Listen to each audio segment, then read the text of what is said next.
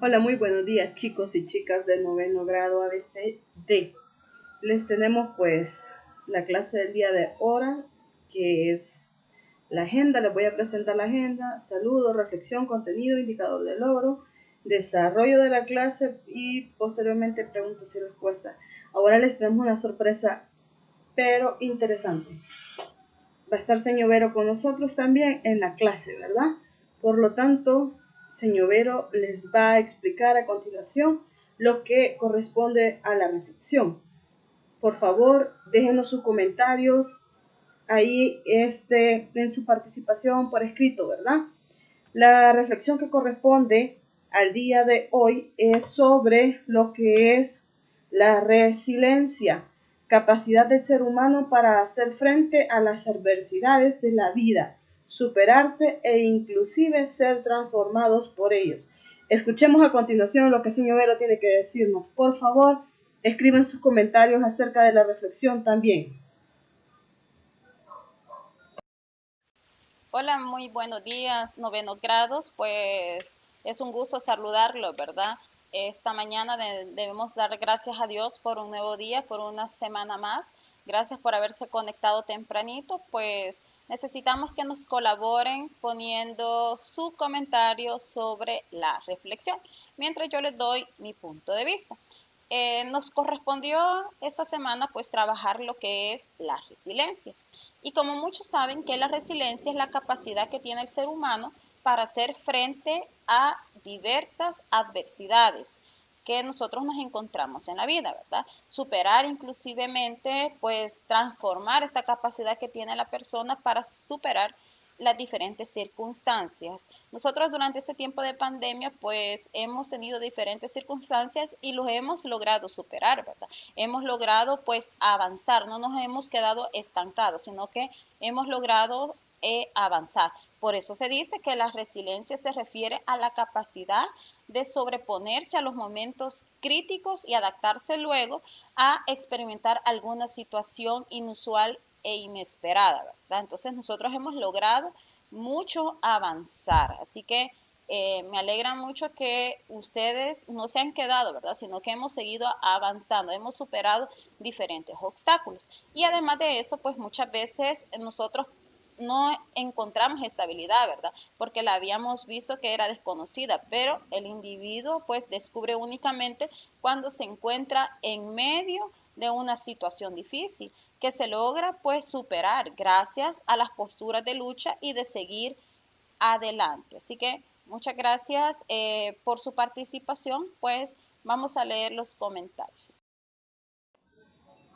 Muy bien, gracias señor Vero por hablarnos un poco acerca de la reflexión, y es así chicos como es la capacidad de respuesta y reacción y superación que cada una de las personas puede tener, ¿verdad? En mayor o menor medida, y siempre para afrontar las situaciones traumáticas o negativas, de tal manera que es importante sentirnos o con esa capacidad del ser humano, ¿verdad? De ir aprovechando un poco más nuestra propia capacidad. Gracias señor Vero. Seguimos con lo que es el contenido que vamos a desarrollar, y es la identidad cultural y estratificación social. El indicador de logro explica la clasificación social que hay en la sociedad aplicando términos de estratificación social y comenta críticamente las teorías que la sustentan. Ojo, vamos a hablar un poco acerca de la identidad cultural, lo que es aparte de la identidad cultural, tenemos también el desarrollo de los mismos estratos sociales, La estratificación tenemos, aparte de todo, ¿quiénes son estas teorías que sustentan esta estratificación social, ¿verdad? Dentro de ellos podemos encontrar a Karl Marx, encontramos a Pareto y también podemos encontrar a Max Weber. Así es que posteriormente hablaremos de estas teorías, pero a continuación les presento a señor Vero, quien nos hablará un poco acerca del contenido, ¿verdad? Quien tendrá la parte introductoria. Así que los dejo con ellos. Gracias, señor Vero. Acá la dejo con los chicos de noveno. Hola. Bueno, pues seguimos acá, ¿verdad? Con el desarrollo del contenido, las culturas y la estratificación social. Para eso nosotros vamos a trabajar lo que es el desarrollo de la identidad cultural. A lo largo de la historia, cada pueblo ha desarrollado su propia identidad cultural, es decir, un conjunto de valores, tradiciones, símbolos y creencias y modos de comportamiento que nos caracterizan, ¿verdad? Y nos identifican de unos a otros. Por lo tanto, pues la diversidad cultural es una variedad de diferencias que existen entre las personas u organizaciones y sirve como un vínculo de unión del grupo social, ¿verdad? O de la sociedad. Entonces, si hablamos nosotros de una cultura superior a otra, simplemente es diferente. ¿Por qué? Porque cada sociedad tiene valores, normas y creencias coherentes de su propia lógica y significado. Cuando nosotros hablamos de una cultura, es porque es dinámica, puesto que no está conformada por un grupo de reglas fijas, sino que por las mismas personas, ¿verdad?, que pueden modificar a lo largo de la historia, incluso dentro de una misma sociedad. Entonces a eso se le reconoce como manifestarse, ¿verdad?, como las pautas culturales diferentes. De ahí por la importancia de considerar otros elementos consecutivos, como la identidad cultural de los pueblos o de las naciones. Entonces vamos a realizar unas características que identifican el desarrollo de la identidad cultural. Tenemos como primer característica la diversidad cultural. Con la famosa globalización, ¿verdad? Vamos a hablar de la globalización. Pues se habla de una mundialización de la cultura en que las lenguas y las culturas viven e interactúan en una cultura mundializada.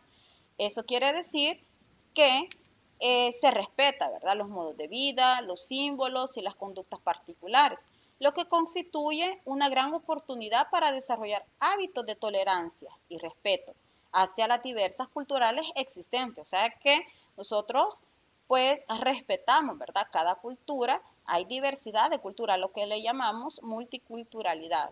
La característica número 2 pues habla de la dimensión personal. ¿A qué se refiere con esto? Pues que la identidad personal es la conciencia y el reconocimiento de la propia memoria y del propio yo. La cultura influye en las personas, construyendo su identidad personal y social. ¿Gracias a qué? A que los individuos comparten costumbres, prácticas, códigos, normas y reglas que acercan de manera del ser y de hacer.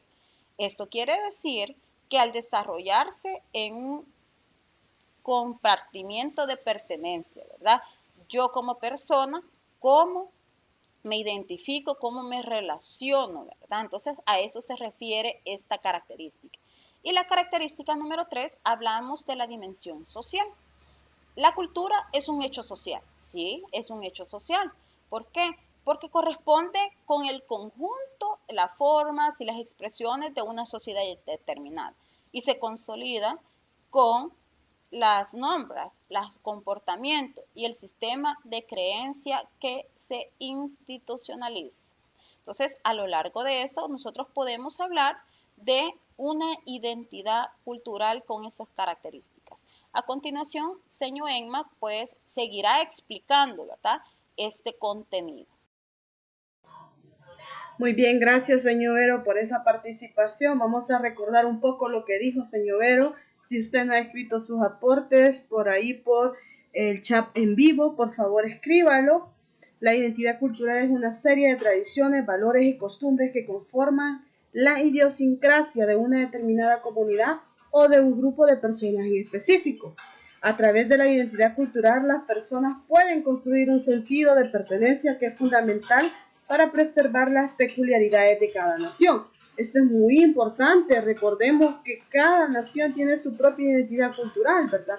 generalmente nosotros la vemos ahora en día como que esta propia identidad se ha ido perdiendo, en el sentido que aceptamos o nos apropiamos de otras culturas, ¿verdad? También la estratificación social, que es la forma en que la sociedad se agrupa en estratos sociales reconocibles de acuerdo a los diferentes criterios de categorización, ¿verdad?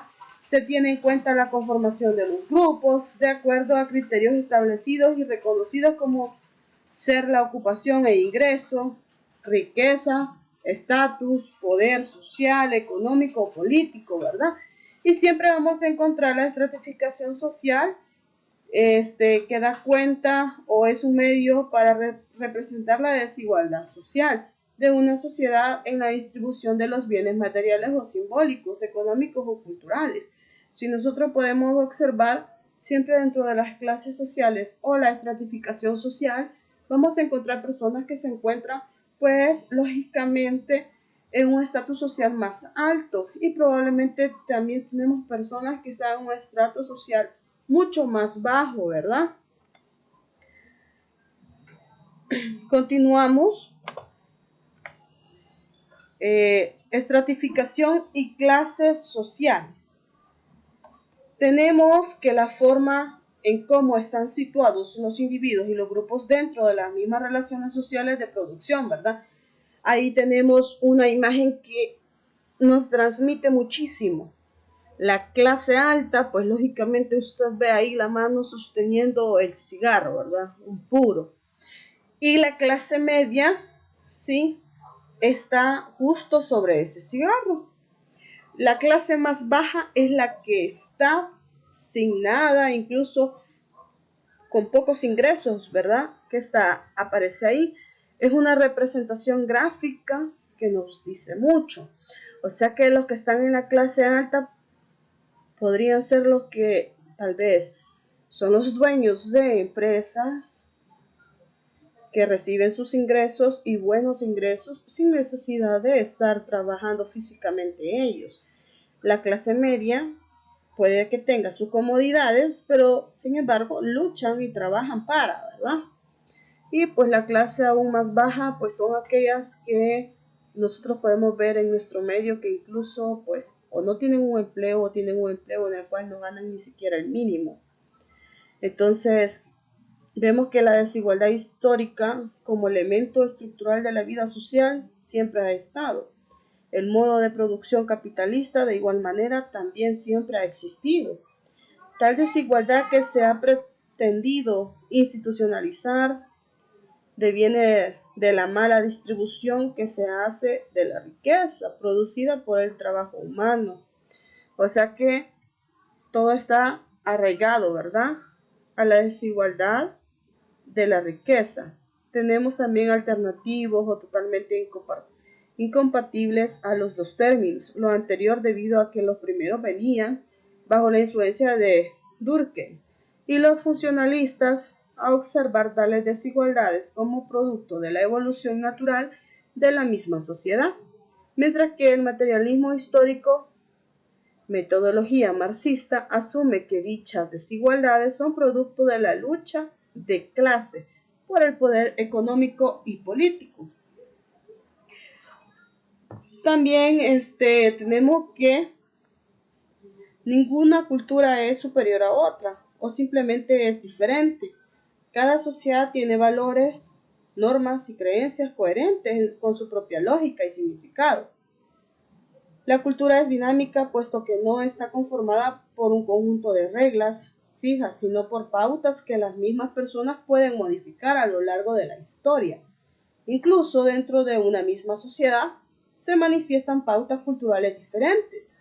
De ahí pues la importancia de considerar otros elementos constitutivos de la identidad cultural de los pueblos, como lo son la diversidad cultural, la dimensión personal, la dimensión social, etc. Entonces la estratificación social para las sociedades latinoamericanas son las dimensiones étnico-raciales. Las fuerzas laborales y los estratos constituyen componentes centrales en la conformación de sus estructuras sociales Es indiscutible que constituyen un factor sociológico, no afecta si son mayorías o minorías. En la década del 70, prácticamente se inicia en América Latina un fenómeno de reivindicaciones que va a desembocar en cambios constitucionales en algunos países de la región y marca el advenimiento de la diversidad multicultural en Latinoamérica. Tenemos Marx, a Weber, Pareto, Talcott, Parsons, son algunos protagonistas de las nuevas teorías sociales que enmarcan a lo que es una misma estratificación social. Tenemos teorías sobre la estratificación social, conflictos y clases. El fundador, Karl Marx. Pues para él la clase social se define como un grupo de individuos con intereses comunes. Para Marx hay dos clases sociales, la burguesa, que detenta el poder, y las fuerzas económicas, y la proletariada, que se constituye en la fuerza de trabajo y la vende a la clase burguesa. Y es así como la humanidad se define ante la lucha dialéctica entre estas dos clases. La estratificación social, pues, es un problema disfuncional, ¿verdad?, que beneficia a una pequeña élite a expensas de las masas. Ya decíamos nosotros, los burgueses. La clase que controla la vida económica de una sociedad también está en posición de controlar a otros aspectos de la vida social. La ley está diseñada para proteger los intereses de la clase dominante. Entonces estamos hablando de la clase burguesa. La religión apoya el status quo. Se puede ver en la globalización, donde las naciones ricas siguen siendo ricas y las pobres siguen siendo pobres. Sí, claro, nosotros podemos observar eso, ¿verdad? Y pues este teórico considera que las clases sociales aparecen en las sociedades con división social del trabajo. No todo el mundo trabaja de igual manera, ni su relación es igual con las fuerzas productivas. Pero la clase social es entonces el conjunto de personas con los mismos intereses económicos. Pues como consecuencia de relaciones del mismo modo con los medios de producción. En la sociedad capitalista, las dos más importantes son la burguesía y el proletariado. No cabe duda de eso. La burguesía siempre va a ser los más apoderados económicamente, los que están arriba, ¿verdad? Y el proletariado, pues, el que está a expensas de él, el que trabaja para la burguesía. Y pues según estas características, una clase social está constituida por el conjunto de familias que ocupan el mismo lugar en las relaciones de producción dada y delimita por el modo y la proporción en que sus miembros participan de la riqueza o la misma renta social. Tenemos las clases sociales. La propiedad y la no propiedad de los medios de producción nos lleva al problema de las clases sociales y la lucha de clases, dice. Pues surge cuando un grupo de hombres se apropia de los medios de producción. Así la sociedad se divide en dos grandes grupos. Ya lo habíamos hablado. Los propietarios de los medios de producción, conocidos como los burgueses, y los no propietarios de los medios de producción, los que trabajan para ellos. Estamos hablando del proletariado. Por el lugar, dice, que ocupan en un sistema de producción históricamente dado por su relación con los medios de producción, por el modo y la proporción en que perciben parte de la riqueza. Tenemos al otro teórico, al otro pensador, Max Weber. Prácticamente este lo dimensiona en distintos grupos, ¿verdad? Pero siempre relacionada en la estratificación social. Nos habla del estatus económico o las riquezas, del estatus político y el estatus social, que es el prestigio. Alcanzar uno de ellos no implica necesariamente alcanzar los otros. Puede ser que usted nada más alcance uno. La posición social es más complejo que lo pensado por Carlos Marx. No son excluyentes, sino que se refuerzan. Prácticamente para él el concepto de estratificación social implica que existe una jerarquía social, así como una desigualdad social estructurada. Las formas de estratificación social generalmente son las castas, los estamentos y las clases sociales. Pero si usted observa, sin embargo, él habla, se refiere a 3 esferas, ¿verdad? La estratificación en 3 esferas. Económica es la clase, social el estatus y la política el poder, ¿verdad? Entonces, pero dentro de todo ello también tenemos el estatus social, que puede ser de 4 tipos, siempre en su misma teoría, que puede ser adscrito o asignado, que resulta de factores sociales como género y edad. Adquirido, que se basa en méritos o acciones, como en el caso de artistas, ¿verdad? Músicos, atletas, deportistas, etc. Objetivo es un estatus asignado por la misma sociedad, la cultura o por el grupo particular que es adquirido por algunos criterios que lo determinan. Esto puede ser la riqueza, el conocimiento, la ocupación o las mismas características físicas. El subjetivo, el estatus que una persona cree tener sin poseer ninguna aprobación social o cultural, sin cumplir algún criterio que soporte el estatus que se cree poseer. O sea que el subjetivo es el que yo creo tener, ¿verdad? Sin poseer ninguna aprobación de nadie más. Bien, continuamos con teoría social de Pareto. Los principios. Estamos hablando que la sociedad se basa en los sentimientos de simpatía mutua entre los hombres que están conectados con unidades sociales. Los hábitos se imitan, pero no se puede explicar cómo nacen. Es un error que la ciencia lleve a absolutos y leyes necesarias e inmutables. La experiencia objetiva es el único juez que admite la ciencia. También Pareto demuestra la imposibilidad de dar reglas objetivas respecto a qué tipo de estado es preferible para una sociedad. Él habla del estatus social, el grado de riqueza que se valora no solo por la cantidad, sino también por sus orígenes, el nivel de instrucción. En muchos países latinoamericanos, el nivel educativo marca la diferencia de estatus. Y la utilidad funcional.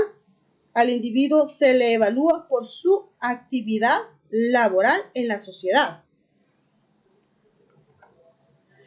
La teoría de las élites es un grupo minoritario dentro de una sociedad y que tiene un estatus superior al resto de integrantes de la misma.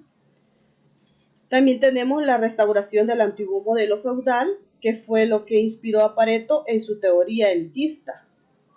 Todos somos desiguales, por lo tanto, construyamos una sociedad desigual, pero no entre todos, sino que los superiores son los encargados de construirla, los pertenecientes a la élite, y la consecución de un determinado modelo social de vida que se ha hecho luchando por los principios de la libertad, igualdad, etc., siempre reñido con las élites.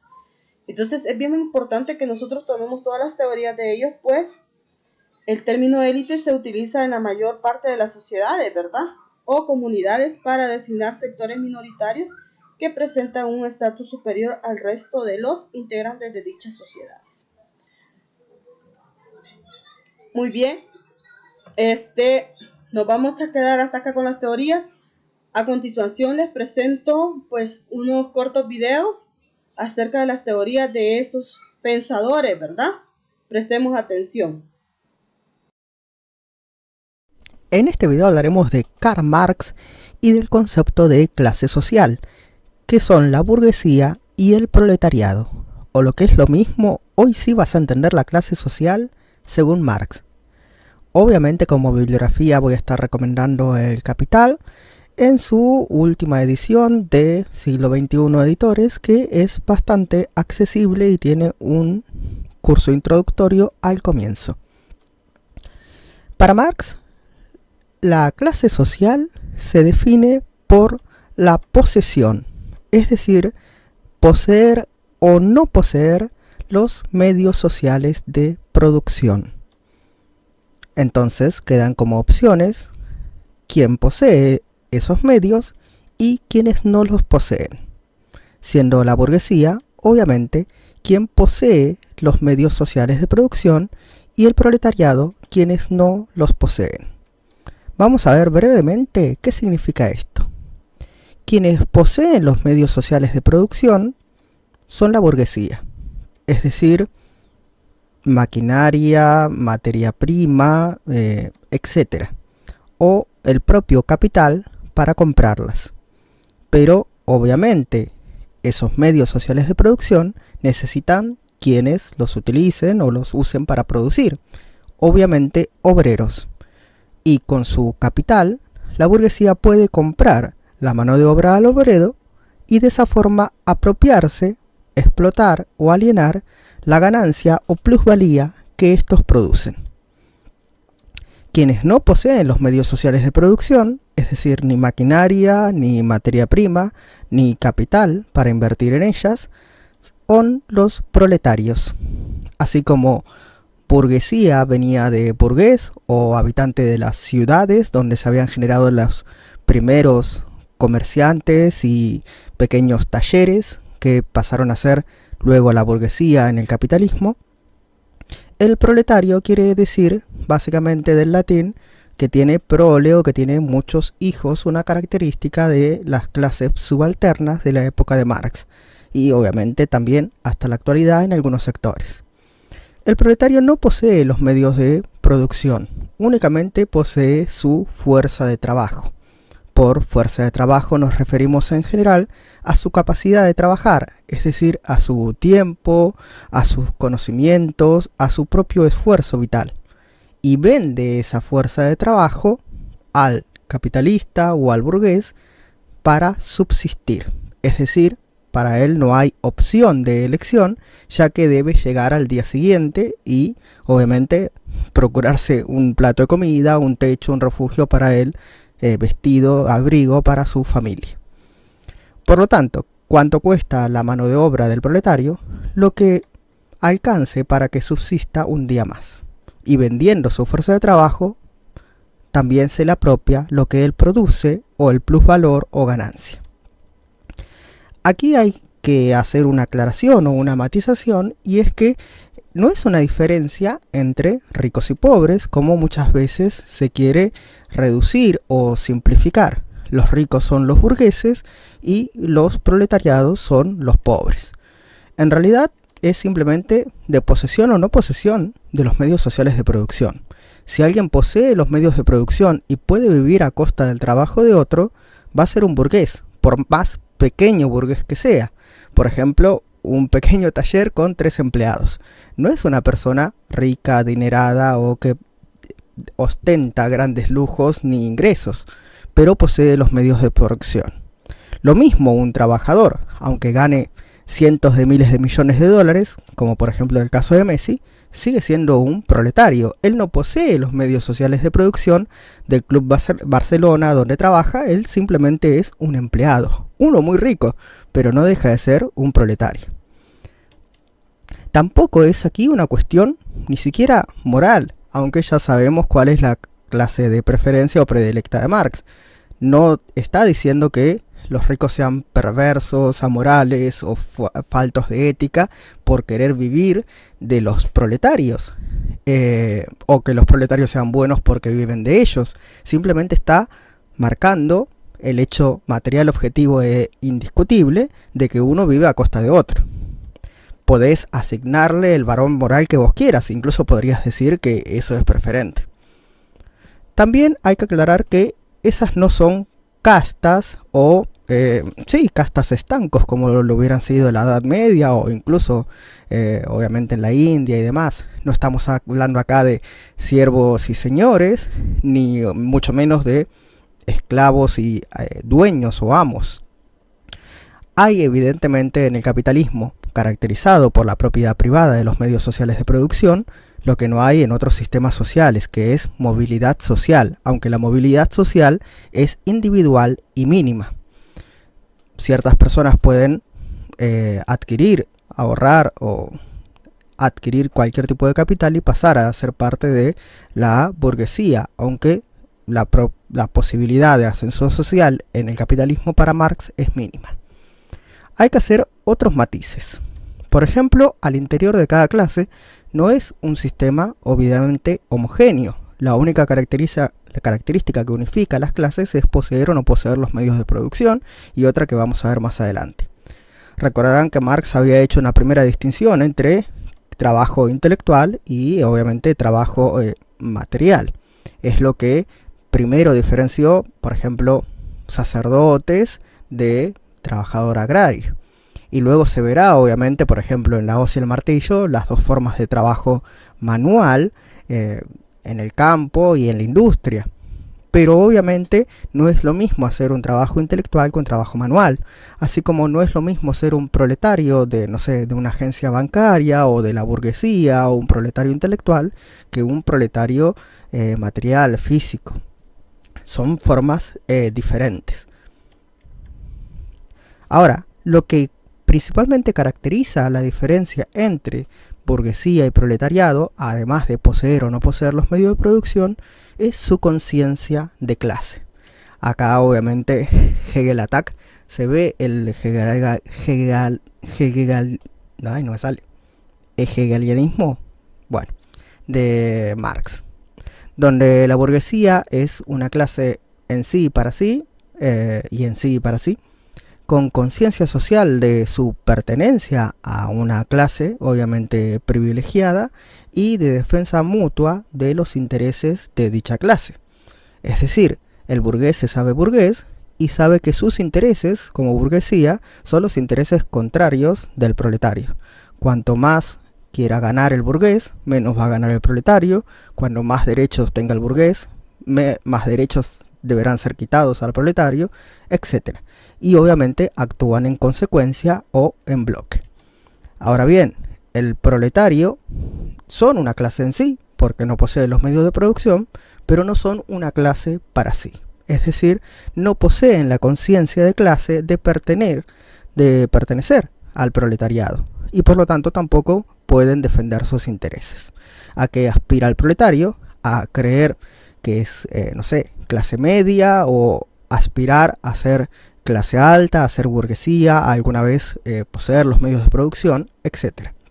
Y por lo tanto no entiende que defender los intereses particulares de una clase, en este caso la burguesía, como si fueran los intereses de toda la sociedad, le perjudica fundamentalmente a él.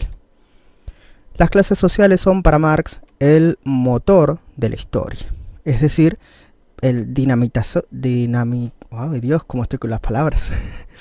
Quien dinamitiza la dinámica social. Por ejemplo, entre esclavos y señores, donde los esclavos finalmente se rebelaron contra sus amos, entre siervos y la nobleza, el feudo y los reyes, que finalmente con la Revolución Francesa fue derrocado ese sistema, y aquellos que habían sido explotados en el periodo anterior, es decir, los burgueses, a quienes se les pedían préstamos y luego no se les devolvía y demás, se unieron, armaron y aliaron con los proletarios para derrocar el sistema feudal. Y finalmente, hipotetiza Marx, los proletarios se rebelarán contra la burguesía, instaurando un último sistema sin clase social y de igualdad absoluta, conocido como desigualdad y estratificación social. La estratificación está basada en la desigualdad. Entenderemos las desigualdades estructurales que existen entre diferentes tipos de individuos según la categoría a la que pertenecen. La desigualdad es un producto de mala repartición de la riqueza del mundo, en donde el 10% de la riqueza le pertenece al 90% de la población que es pobre. Por ende, el 90% de la riqueza se concentra en tan solo el 10% de la población mundial. La desigualdad es un medio de presión por el cual los miembros de las altas esferas o estratos sociales impiden que las personas que estén en las esferas bajas puedan subir. La pobreza es la carencia de recursos necesarios para satisfacer la necesidad de una población o grupo de personas específicas. La pobreza tiene varias características. Entre ellas tenemos la falta de salud, vivienda, ingresos, tecnología, educación, empleo, entre otras. Primero tenemos a la pobreza absoluta, la cual se caracteriza por diferenciar a los pobres de los no pobres. Por otro lado tenemos a la pobreza relativa, la misma que estudia la relatividad de las ciudades, campos, países, situaciones geográficas, entre otros. Y la pobreza educativa, la cual, como se manifiesta, es la carencia de oportunidad de educación tanto laboral como pedagógica. La pobreza de espacio habitacional es el sobrecupo que existe en los habitantes de una vivienda, es decir, que está sobreocupada. Por otro lado, la pobreza de seguridad social se da debido a que los habitantes no tienen la seguridad social que ellos requieren. Y por último, la pobreza de servicios es la situación en que los habitantes sufren por la carencia de los 3 servicios básicos: agua, drenaje y electricidad. La pobreza de la salud. Esta pobreza arroja un número porcentual y sale de la estimación de la proporción de la población nacional de una zona, nación o país, que las instituciones de salud del sector público no alcanzan a cubrir adecuadamente. Por otro lado tenemos a la pobreza por ingresos. También esta pobreza se mide porcentualmente y se refiere a que la población que vive en hogares en los cuales el ingreso per cápita es menor que la línea de pobreza de per cápita. Tenemos varios factores que influyen en la pobreza. Por ejemplo, el analfabetismo, problemas de salubridad, problemas de tierra e invasiones territoriales, problemas de clima, guerras varias e incluso problemas gubernamentales. Clases sociales y desigualdad. Clase social es una forma de estratificación social en la cual un grupo de individuos comparten una característica en común que los vincula social o económicamente, sea por su función productiva o social, poder adquisitivo o económico o por la posición dentro de la burocracia. La sociedad de clases constituye una división jerárquica basada principalmente en las diferencias de ingresos, riquezas y acceso a los recursos materiales, aunque las clases no son grupos cerrados y un individuo puede moverse de una clase a otra. Vamos a ver ahora las características generales. La adscripción a determinada clase de un individuo se determina básicamente por criterios económicos, a diferencia de lo que sucede en otros tipos de estratificación social basados en castas y estamentos. Las condiciones económicas que conllevan la adscripción a una u otra clase generalmente están determinadas por el nacimiento y herencia familiar. Generalmente, para el conjunto de individuos que configura una clase existen unos intereses comunes o una estrategia social maximizadora de su poder político y bienestar social.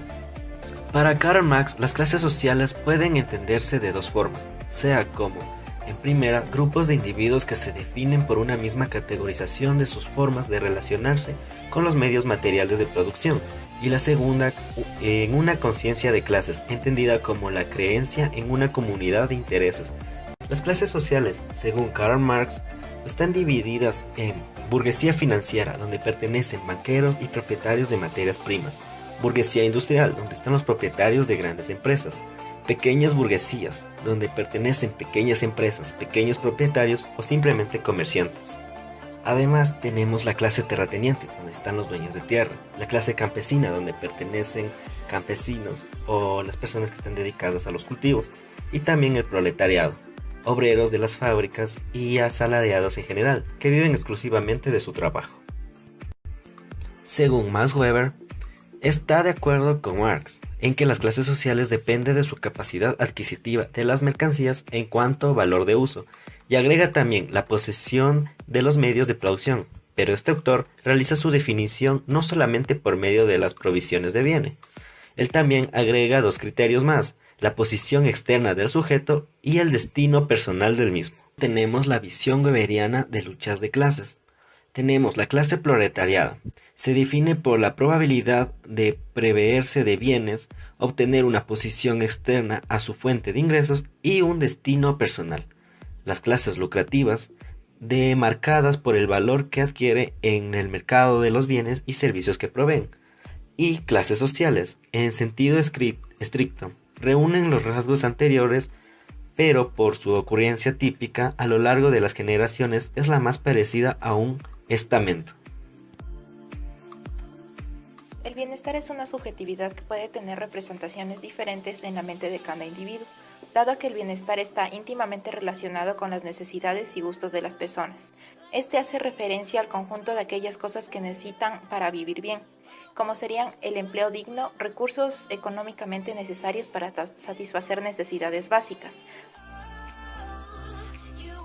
Las maneras para medir el bienestar. La primera es el PIB, el Producto Interno Bruto, ya que este nos indica el nivel de distribución de riqueza asociada con la población de cada país. La siguiente es el número de personas que pueden acceder a la educación, a la universidad. La tasa de alfabetización, la disponibilidad que existe de algunos bienes de consumo no dentro de las necesidades básicas, como la computadora, celulares, entre otros. El Estado es el encargado de buscar el bienestar de la sociedad. Este debe corregir las inequidades y proveer el desarrollo de servicios públicos para toda la población. Modelos de estado de bienestar. El primero es el modelo socialdemócrata. Este modelo es universalista, basado en los derechos universales, la igualdad, en particular la noción de la solidaridad universal. El modelo corporatista. Este protege a la clase trabajadora y a sus familias de contingencias, como el desempleo, la enfermedad o la muerte de la cabeza de la familia. El modelo liberal. Este busca inferir lo menos posible en el funcionamiento de las leyes del mercado. Se trata en prever una mínima red de seguridad a los más desfavorecidos.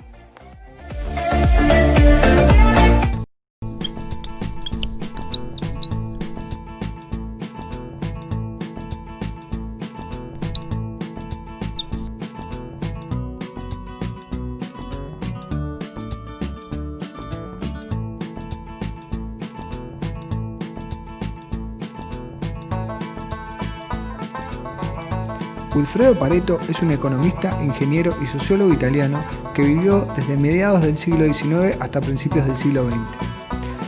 Pareto estudió la distribución de la riqueza en Italia y descubrió que el 20% de la población poseía el 80% de las tierras. Sin embargo, lo que le resultó más interesante al economista fue que esta relación no solo se mantenía en el tiempo, sino que también aplicaba a otros elementos de la economía. Así nació la ley de Pareto, o la regla 80-20, la cual establece que el 80% de los efectos proviene de tan solo el 20% de las causas. Luego, varios años más tarde, este principio comenzó a ser aplicado en el mundo de la industria por un estadounidense llamado Joseph Juran. Este ingeniero descubrió que el 80% de los productos defectuosos provenían del 20% de las fallas. Fue así como, concentrándose en este 20%, logró mejorar la productividad y la eficiencia de un puñado de fábricas japonesas. Una de las formas más interesantes de leer este principio es entendiendo que el 80% de lo que conseguimos proviene de solo el 20% de las acciones que realizamos. Es decir, que si podemos aislar las acciones más productivas, podemos concentrarnos en estas, repetirlas y así incrementar nuestro nivel de productividad de una manera exponencial. Esta es una de las ideas que plantea Tim Ferriss en su libro La semana laboral de 4 horas de trabajo.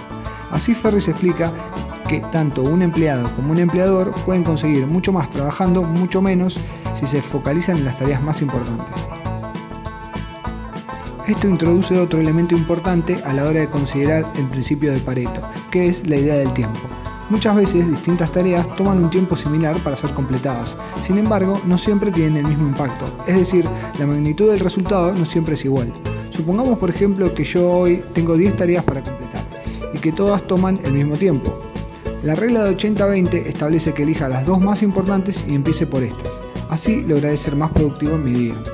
Esto es lo que plantea Leo Babauta en su libro El poder de menos, donde explica cómo siempre comienza su día con la tarea más importante que debe realizar y todo lo demás que logra hacer es solo extra. Otro autor que trabaja un concepto similar es Brian Tracy, en su libro Trágate ese sapo. Aquí Tracy plantea que debes empezar tu día con la tarea más difícil, ya que el comienzo de nuestro día es cuando más energía y atención tenemos para ocuparnos de nuestros quehaceres. Además, una vez que esta tarea ya está terminada, el resto del día se resulta mucho más fácil. Muy bien chicos, gracias, y es así como hemos llegado al final pues de nuestra clase el día de hoy. Espero pues todo esté claro, ¿verdad? Y ánimo chicos, ánimo. Yo sé que tal vez en algún momento pues nosotros nos sentimos preocupados por la situación en la que estamos viviendo, ¿verdad? Y la situación pues a veces en casa se vuelve un poco así como que la misma rutina, pero ustedes pueden, salgan de esa rutina. ¿En qué sentido? Mire, hagamos ejercicio un rato, planifiquemos lo que vamos a hacer al día, ¿verdad? Recordemos que también es un poco flexible en el sentido de que les pedimos que siempre estén en nuestras clases, pues dado el caso que nada más ustedes reciben 3 clases a diario, ¿verdad? Entonces nos da espacio como para organizarnos y poder jugar un poco incluso con nuestros familiares en casa, ¿verdad? Podernos divertir un rato. Así que ánimo chicos, no se desanimen, primero Dios, esta situación va a pasar. Yo sé que ustedes pues pueden lograrlo, ustedes hacen muy bien las cosas. De verdad que los quiero felicitar a todos los novenos, pues son luchadores y están perseverando constantemente, ¿verdad? Y eso se nota, se ve, así que los felicito grandemente. Son súper, pero súper especiales. Y ánimo chicos, ustedes pueden, vamos para primer año del próximo, ¿verdad? Así es que con todos los poderes, como dicen.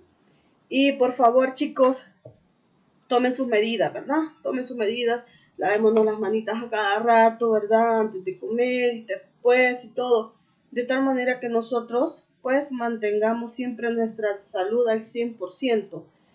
Y pues, cualquier duda, consulta, pues acá estamos con señor Vero. Gracias, señor Vero, por la participación también en la clase, ¿verdad? El apoyo.